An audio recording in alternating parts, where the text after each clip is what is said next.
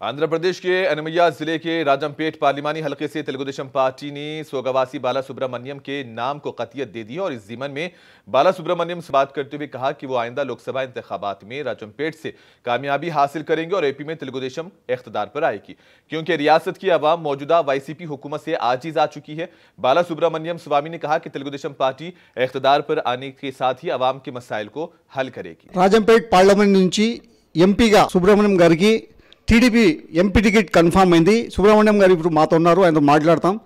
అన్నగారు, ఇప్పుడు రాజపేట్ parliament seat TDP నుంచి మీకు కన్ఫర్మ్ అయింది, మీరు ఎట్లా భావిస్తున్నారు? ప్రజలకు సేవ చేసేదానికి వచ్చిన గొప్ప అవకాశంగా భావిస్తున్నాను। అన్నగారు, ఇప్పుడు నాన్నగారు దాదాపు ఎమ్మెల్యే చేసినారు, ఎంపీ చేసినారు, చాలా ఏళ్ళ తర్వాత మీ కుటుంబం చాలా ఏళ్ళ నుంచి రాజకీయాల్లో ఉన్నారు, చాలా ఏళ్ళ తర్వాత గ్యాప్ వచ్చింది కదా, ఇప్పుడు ఇట్లా ఈ మూమెంట్లో ఆ రాజకీయాలు వేరే ఈ రాజకీయాలు మారినాయి కదా, ఇప్పుడు ఇట్లా ఎలా ఉంటుంది అనుకుంటున్నారు? ఇప్పుడు మేమైతే ఏ విధానాన్ని ప్రజలకు ఏ విధంగా ప్రజలతో ఉన్నామో కలిసిమెలిసి ఆ విధానాలను ఇప్పుడు ప్రజలు పోల్చుకొని మమ్మల్ని ఆదరిస్తున్నారు।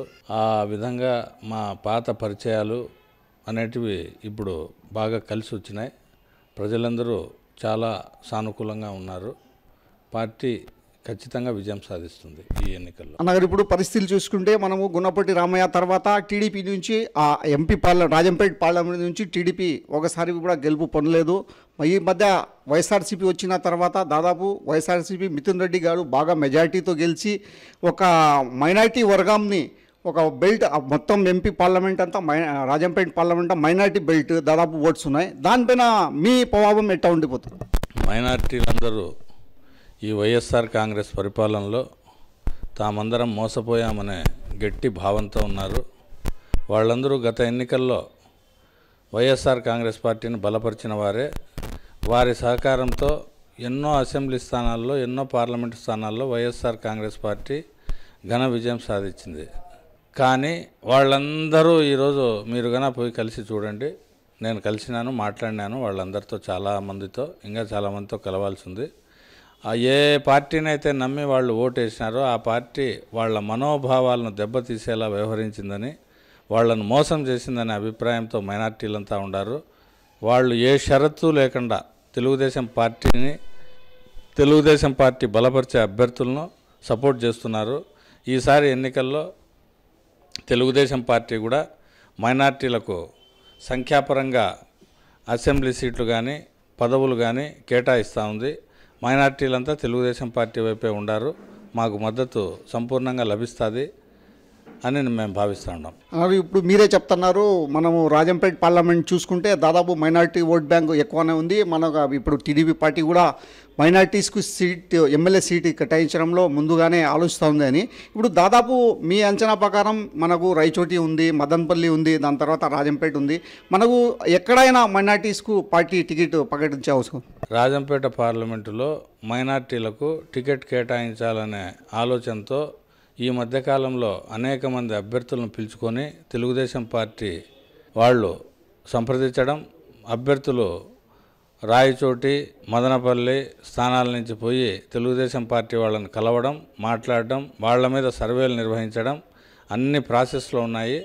ఖచ్చితంగా మైనార్టీలకు అనుకూలంగా రిజల్ట్ రావాలని నేను కోరుకుంటున్నాను। ఇప్పుడు మనము లోకల్ చాలామంది మైనార్టీస్తో మాట్లాడినాము, వాళ్ళ ఆలోచన కూడా ఉందంటే ఈసారి మన ఏ పార్టీ కూడా ఎమ్మెల్యే టికెట్ మైనార్టీకే ఇవ్వాలని వాళ్ళు కూడా డిమాండ్ చేస్తున్నారు। మనం హెడ్ క్వార్టర్స్ ఇప్పుడు జిల్లా డివైడ్ అయినాక హెడ్ క్వార్టర్స్ రైట్ నుంచే ఇస్తే బాగుంటుంది అంటున్నారు, దానిపైన మీరు ఈ రైచోటికి ముస్లిమ్స్కి ఇవ్వాలని పార్టీకి ఏమైనా హైకమాండ్కి రిక్వెస్ట్ ఏమైనా చేస్తారా?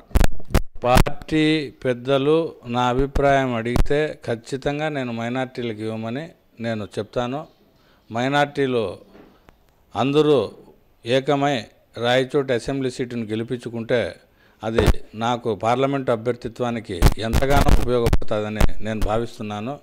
మైనార్టీలకు టికెట్ ఇవ్వాలని కోరుకునే వాళ్ళలో నేను మొదటి వరుసలో ఉంటా, మొదటి వ్యక్తిగా ఉంటా। కొన్ని ఏరియాస్లో మనకు డెవలప్మెంట్ అనేది చాలా వరకు కనపడం లేదు। ఇప్పుడు రాబోయే 2024 ఎలక్షన్స్లో మీరు ఎంపీ మీ ఫ్యూచర్ ప్లాన్స్ ఏమైనా ఉంటాయి? మైనార్టీలలో చాలామంది బీడీ కార్మికులుగా చాలా బాధలు అనుభవిస్తున్నారు। నేను రాజకీయాల్లోకి వచ్చినప్పటి నుంచి కూడా బీడీ కార్మికుల సమస్యలు ఇటువంటివి అలాగే ఉండిపోయినాయి। వాటన్నిటిని పరిష్కరించాల్సిన అవసరం ఉంది మైనార్టీల తరపున। ఇంకా మొత్తం సామాజికంగా చూస్తే కరువు ప్రాంతం అయిన రాజంపేట పార్లమెంటు నియోజకవర్గంలో రైతులకు చేయూతను అందించేదానికి తక్కువ నీటితో వాళ్లకు ఫలితాలు ఇచ్చే పంటలు ఏవైనా ఉంటే వాటిని ప్రభుత్వం తరపున కానీ ప్రైవేటు రంగంలో కానీ కొనుగోలు చేసి రైతులకు కనీస ఆదాయాన్ని చేకూర్చే దిశగా మనం ఆలోచించాలా. ఆ పని చేస్తూనే కాలువల ద్వారా మెట్ట ప్రాంతమైన ఈ పార్లమెంటు నియోజకవర్గంలో కాలువల ద్వారా నీటిని తీసుకొచ్చే విధంగా కేంద్ర రాష్ట్ర ప్రభుత్వాల మీద మనం వాళ్ళ దృష్టికి తీసుకొని పోయే సమస్యలు సాధించుకోవాల్సిన అవసరం ఉంది. అలా సాధించుకుంటే ఈ ప్రాంతం అంతా డెవలప్ అవుతుంది అని చెప్పి నేను ఆలోచిస్తున్నాను. ఇప్పుడు మనకు రాష్ట్రం బైఫర్కేషన్ అయిన తర్వాత 2014 నుంచి 2019 వరకు రాష్ట్రంలో టీడీపీ గవర్నమెంట్ అధికారంలో ఉంది. ఆ టైంలో మన రాయచోటి ప్రాంతంలో ముస్లిం మైనారిటీస్కి boys and girls residential hostels కట్టినారు. ఇంతవరకు దాన్ని కట్టి అటెచ్ చేసినారు. ఇంతవరకు ఓపెన్ చేయలేదు. దానిపైన మీరేమంటారు? మేము అధికారంలోకి వస్తానే నేను ప్రభుత్వం దృష్టికి మీరు చెప్పిన సమస్య తీసుకొని పోయి దాన్ని తిరిగి ఓపెన్ చేయించే బాధ్యత నా భుజాల మీద వేసుకొని నా సొంత పనిగా భావించి మైనారిటీ విద్యార్థులకు నేను మేలు చేస్తానని చెప్పి ఈ సందర్భంగా నేను అందరికీ విన్నవించుకుంటున్నాను. थैंक यू अन्ना गारू. ये थे सुब्रमण्यम जो कि हमें तफसील से आगाह किया. इनकी माजी की तारीख देखा जाए तो इनके वालिद साहब ख़ासतौर से रायचूटी के एमएलए भी रहे और ख़ासतौर से राजमपेट पार्लियामेंट के एमपी के हैसियत से भी जीत हासिल की. तकरीबन इनका एक सियासी ख़ानदान है. इन्होंने तकरीबन रायचूटी पे सियासी ज़िंदगी गुजारी और यहाँ के इनके खिदमात बहुत से हैं और ख़ासतौर से एक माइनॉरिटी तबका भी इनके साथ में मौजूद है. और ख़ासतौर से राजमपेट एमपी पार्लियामेंट में तकरीबन माइनॉरिटी वोट्स ज़्यादा होने की वजह से और इन्होंने एमएलए को भी माइनॉरिटीज़ को देने का इन्होंने मुतालबा पार्टी से रखा है. जहाँ तक हो सके ये 3 कॉन्स्टिट्यूंसीज में एक माइनॉरिटी उम्मीदवार को एमएलए की हैसियत से खड़ा करने का इन्होंने अपना इरादा जाहिर किया और पार्टी भी यही इकदाम करते हुए आगे जा रही है.